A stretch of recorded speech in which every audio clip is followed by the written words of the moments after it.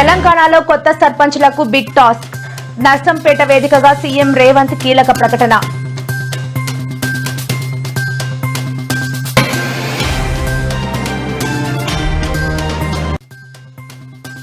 రాజ్యాంగ నిర్మాత అంబేద్కర్ కు ఘన నివాళి అర్పించిన కేటీఆర్. పాల్గొన్న పలువురు మంత్రులు, కార్యకర్తలు, అభిమానులు.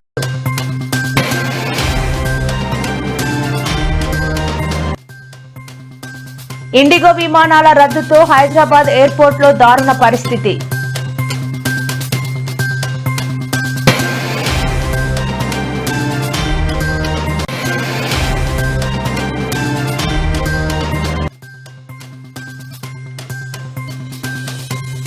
గిరిజనులకు జీవనోపాధి మార్గాలు పెంచాలని నేడు అధికారులకు పలు కీలక ఆదేశాలు జారీ చేసిన డిప్యూటీ సీఎం. నేడు సింహాచలం శ్రీ వరాహ లక్ష్మీ నరసింహస్వామి కుటుంబ సమేతంగా దర్శించుకున్న ఏపీ హోంమంత్రి అనిత.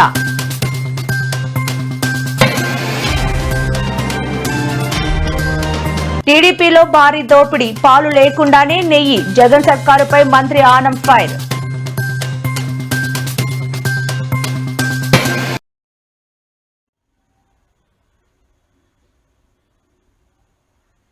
ప్రజాపాలన, ప్రజా విజయోత్సవాల్లో భాగంగా వరంగల్ జిల్లా నర్సంపేటలో పలు అభివృద్ధి పనులకు ముఖ్యమంత్రి రేవంత్ రెడ్డి శ్రీకారం చుట్టారు.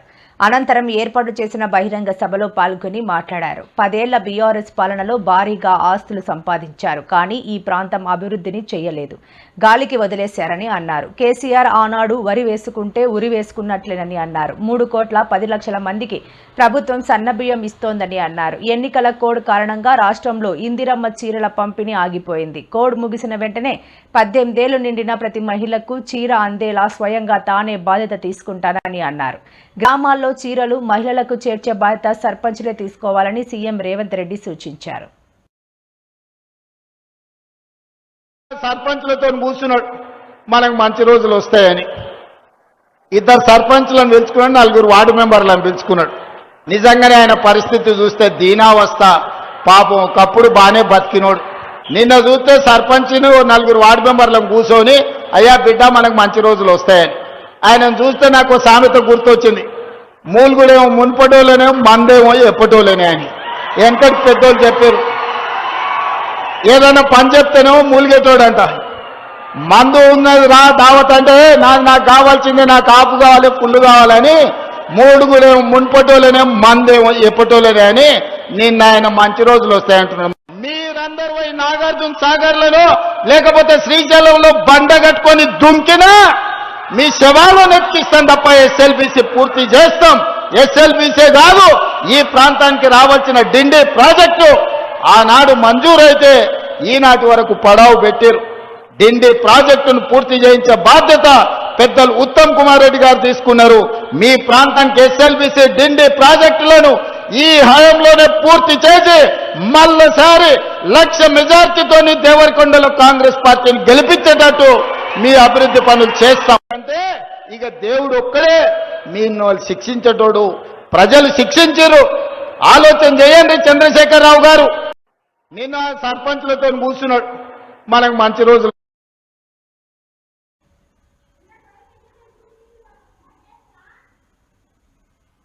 ఎవరో రెచ్చగొడితే బీసీలు బలి పశువులు కావద్దని మంత్రి పొన్నం ప్రభాకర్ అన్నారు. ఇవాళ నగరంలో బీసీ రిజర్వేషన్ల కోసం ఆత్మహత్య చేసుకున్న సాయి ఈశ్వర్ మృతదేహానికి మంత్రి పొన్నం ప్రభాకర్ తో పాటు పలువురు బీసీ సంఘాల నేతలు నివాళులు అర్పించారు. అనంతరం మంత్రి పొన్నం మీడియాతో మాట్లాడుతూ బలహీన వర్గాలకు కాంగ్రెస్ న్యాయం చేసిన తీరును తెలిపారు.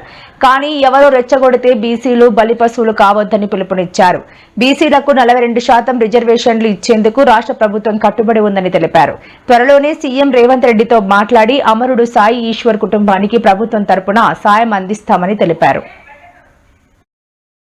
సామెతగా దయ్యాలు వేదాలు వాళ్ళు ఇచ్చినట్టు ఇలా వేదికలు పెట్టి బలహీన వర్గాల గురించి మాట్లాడుతుంటే ఒకవైపు ఆశ్చర్యం అవుతా ఉంది, మరొక వైపు బలహీన వర్గాల గొంతెత్తుకున్నందుకు అభినందనలు కూడా చెప్తాను. అట్లీస్ట్ ఆఖరికి అధికారం దిగినాకనన్నా మత్తు దిగితే మస్తుగా యాదికొస్తాయి అన్నట్టుగా ఆ అధికారం దిగినాక బీసీలు యాదికొస్తా ఉన్నారు. వాళ్లకు ముఖ్యంగా సోదరి కవిత గారికి అభినందనలు. మీ పార్టీల ప్రభుత్వాన్ని అడిగే ముందు తెలంగాణ రాష్ట్ర సమితి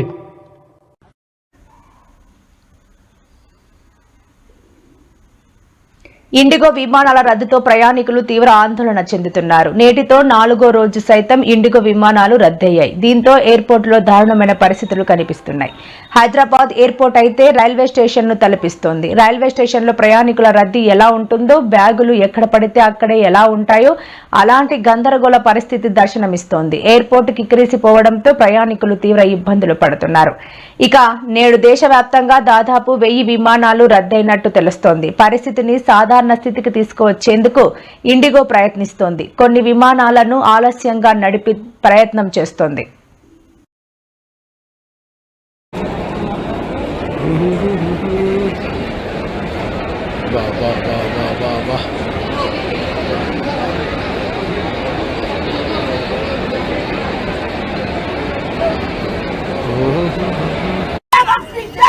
Je vais retourner à mon pays. Je vais retourner à mon pays. C'est vous qui a gaspillé mon billet. Alors, je vais mon billet. Je vais mon billet. Je vais mon billet. Je vais retourner en France. Je vais retourner en France. Je vais mon billet. Tout le monde, ils ont tout cancellé. Ils ont tout cancellé. Quand ils cancellent, il faut occuper des gens. Il faut occuper des gens. Il n'y a rien à manger. Il n'y a rien à dormir. Je vais mon billet.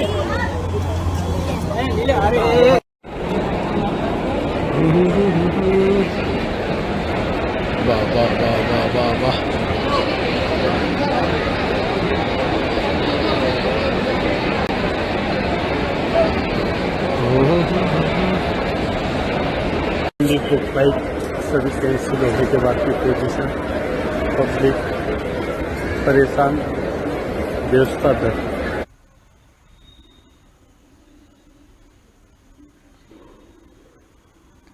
భారత రాజ్యాంగ నిర్మాత Babasaheb doctor BR Ambedkar వర్ధంతి సందర్భంగా ఆ మహానీయుడికి BRS working president KTR ఘనంగా నివాళులు అర్పించారు. హైదరాబాద్ నగరం నడిబొడ్డున 125 ఫీట్ల అంబేద్కర్ విగ్రహాన్ని ఏర్పాటు చేయడమే కాకుండా నూతన తెలంగాణ రాష్ట్ర సచివాలయానికి రాజ్యాంగ నిర్మాత పేరు పెట్టి కేసీఆర్ వారికి సమున్నత గౌరవం కల్పించారని వెల్లడించారు. బాబాసాహెబ్ అంబేద్కర్ వర్ధంతి సందర్భంగా వారి ఆశయాల సాధనకు పునరంకితమవుతున్నామని తెలిపారు. మన రాష్ట్రంలో మీకు తెలుసు, ఇప్పుడు ఇక్కడ మా మున్సిపల్ జిహెచ్ఎంసీ నుంచి మాట్లాడిన తమ్ముడు బాలకృష్ణ కదా, బాలకృష్ణ ఒక మాట అన్నాడు, అడగకుండానే 3 సార్లు జీతం పెంచిండు కేసీఆర్ గారు అని చెప్పిండు. ఎందుకు పెంచిండు కేసీఆర్ గారు? చప్పట్ల కోసం చెప్తలేను. ఎందుకు పెంచిండు కేసీఆర్? గ్రామ పంచాయతీ పారిశుద్ధ్య కార్మికుల జీతం ఎందుకు పెంచిండు అడగకుండానే? మున్సిపల్ వర్కర్లది ఎందుకు పెంచిండు 2 సార్లు? అప్పుడు ఎలక్షన్లో గెలిచినందుకు మాత్రం 1,21,00,000 మందికి ఎలక్షన్కి 4 రోజులు. ఒకసారి మనం గుర్తు తెచ్చుకుంటే వెనక్కి తిరిగి వరంగల్ నుంచే ప్రారంభిద్దాం. వినయ్ భాస్కర్ గారు అన్ని జిల్లా కేంద్రాలలో మన పార్టీ కార్యాలయాల్లోనే మరి అవగాహన సదస్సులు ఈ కోడ్స్ గురించి వెంటనే ఏర్పాటు చేద్దాం. వినోద్ గారితో నా రిక్వెస్ట్, మీరు రాంబాబు గారు కూర్చొని మల్లారెడ్డి గారు డేట్ తీసుకోండి, శ్రీనివాస్ గౌడ్ గారు డేట్ తీసుకోండి, వినయ్ భాస్కర్ గారు ముందు పాత 10 జిల్లాలు ఏవైతున్నాయో ఫస్ట్ పాత 10 జిల్లాలు కవర్ చేద్దాం. అదే ఇంకా కొత్త జిల్లాలకు కూడా పోదాము. ముందైతే వరంగల్, మహబూబ్నగర్, నల్లగొండ, కరీంనగర్, రంగారెడ్డి, ఏ జిల్లాలో అయితే పాత డిస్ట్రిక్ట్ హెడ్ క్వార్టర్లు ఉన్నాయో అక్కడ ఒక షెడ్యూల్ రూపొందించి మనం డిమాండ్ ఒకటే, మనది ఆ మీటింగ్ యొక్క డిమాండ్ ఒకటే. సరే, కేంద్ర ప్రభుత్వం అంటే మందబలంతో పాస్ చేసింది, రాష్ట్ర ప్రభుత్వం అమలు చేయాల్సిన అవసరం లేదు, అమలు చేయవద్దు అని డిమాండ్ చేస్తూ కాంగ్రెస్ ప్రభుత్వాన్ని నిలదీస్తూ మనం ఈ కార్యక్రమాన్ని రూపొందిద్దాం. ఇక్కడ కాంగ్రెస్ ఎందుకు నిలదీయాలి అని మీరు అడగచ్చు. సింపుల్ సూత్రం, కాంగ్రెస్ ఈ బిల్లులను వ్యతిరేకించింది ఏది పార్లమెంట్ లో, మరి అక్కడ వ్యతిరేక ప్రతి జిల్లాకి, ఎందుకంటే అందరి ప్రశంసలు ఆడుతూ పాడుతూ తిరిగే వయసులో ఓ బాలుడు అసాధారణ ధైర్యాన్ని, సమయస్ఫూర్తిని ప్రదర్శించాడు. కరెంటు షాక్తో ప్రాణాపాయ స్థితిలో ఉన్న కన్న తల్లిని చాకచక్యంగా కాపాడుకొని అందరి ప్రశంసలు అందుకున్నాడు. ఈ ఘటన పశ్చిమ గోదావరి జిల్లా భీమవరం మండలం జొన్నల గరువు గ్రామంలో చోటు చేసుకుంది. తన తల్లి మీటింగ్ కు రాకపోవడంతో ఆరా తీసేందుకు ఇంటికి వెళ్లాడు. అక్కడ తల్లి కరెంటు షాక్తో కొట్టుమిట్టాడుతుండటం చూసి నిశ్నేష్ణుడయ్యాడు. అయితే ఏ మాత్రం భయపడకుండా దీక్షిత్ వెంటనే తేరుకున్నాడు. ఇరుగు పొరుగు వారిని పిలిచే సమయం కూడా లేదని గ్రహించి నేరుగా కరెంటు సరఫరాకు కారణమైన మోటార్ స్విచ్ను ఆపేశాడు. అనంతరం ఓ కర్ర సాయంతో తల్లిపై పడి ఉన్న కరెంటు వైరును తొలగించాడు. దీంతో ఆమె ప్రాణాలతో బయటపడింది.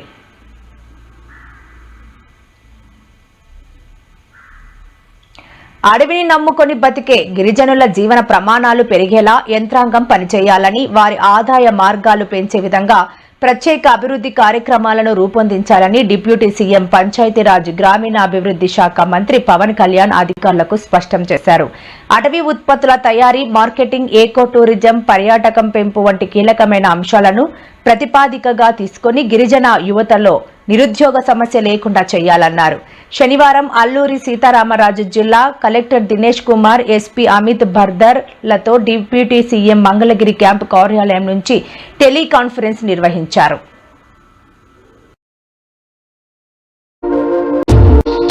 దర్శించుకున్నారు. ఈ సందర్భంగా వారు స్వామివారికి ప్రత్యేక పూజలు, అర్చన జరిపించారు.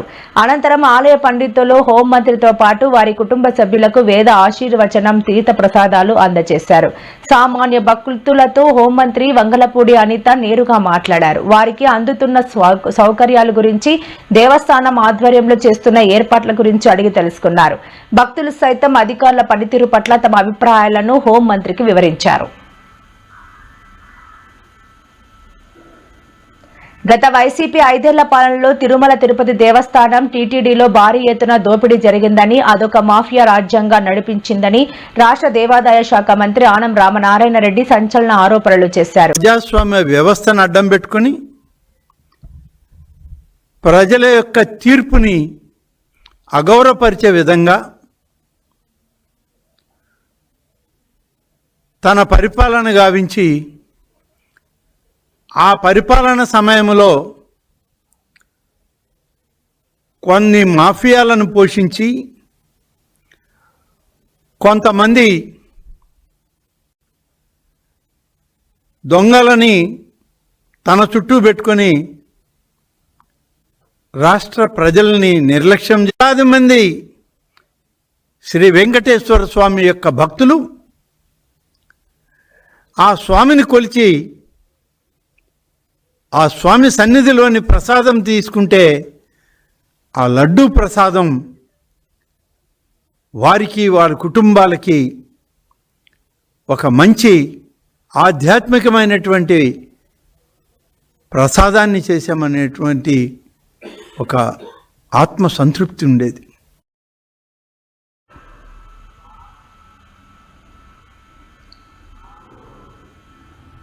పార్వతీపురం మన్యం జిల్లాలో వైఎస్ఆర్సీపీ నాయకురాలు, మాజీ డిప్యూటీ సీఎం పాముల పుష్పశ్రీవాణి చంద్రబాబుపై మండిపడ్డారు. పుష్పశ్రీవాణి మాట్లాడుతూ, చంద్రబాబు మొదటిసారి మన్యం జిల్లాకు వచ్చారు. జిల్లాలో పెండింగ్ ప్రాజెక్టులకు నిధులు విడుదల అవుతాయని ప్రజలు ఆశించారు. జిల్లా అభివృద్ధికి కొత్త ప్రాజెక్టులు ప్రకటిస్తారని అనుకున్నారు. కానీ అలాంటివి ఏమీ మాట్లాడలేదు. వైఎస్ జగన్ పాలనలోని పథకాల పేర్లు మార్చడం తప్ప ఈ ప్రభుత్వం ఒక్క పథకమైనా తేల్చిందా? విద్యారంగాన్ని ఈ ప్రభుత్వం నిర్వీర్యం చేసిందని పుష్పశ్రీవాణి తెలిపారు. గ్రామాల్లో కనిపిస్తుందని చెప్పి సందర్భంగా గ్రామాల్లో పాలనలోని పథకాల పేర్లు మార్చడం తప్ప ఈ ప్రభుత్వం ఒక్క పథకమైనా తేల్చిందా? విద్యారంగాన్ని ఈ ప్రభుత్వం నిర్వీర్యం చేసిందని పుష్పశ్రీవాణి తెలిపారు. గ్రామాల్లో కనిపిస్తుందని చెప్పి సందర్భంగా చంద్రబాబు పాలనలో అభివృద్ధి గ్రాఫిక్స్ లో కనిపిస్తుంది. జగనన్న పాలనలో అభివృద్ధి గ్రామాల్లో కనిపిస్తుందని చెప్పి సందర్భంగా తెలియజేస్తున్నా. చంద్రబాబు నాయుడు గారి విజన్ టెలివిజన్ లో కనిపిస్తుంది. జగనన్న విజన్ విలేజెస్ లో కనిపిస్తుందని చెప్పి సందర్భంగా తెలియజేస్తున్నా. చంద్రబాబువి గోబెల ఆలోచనలు అయితే జగనన్నవి నోబుల ఆలోచనలు అని చెప్పి సందర్భంగా తెలియజేస్తున్నా.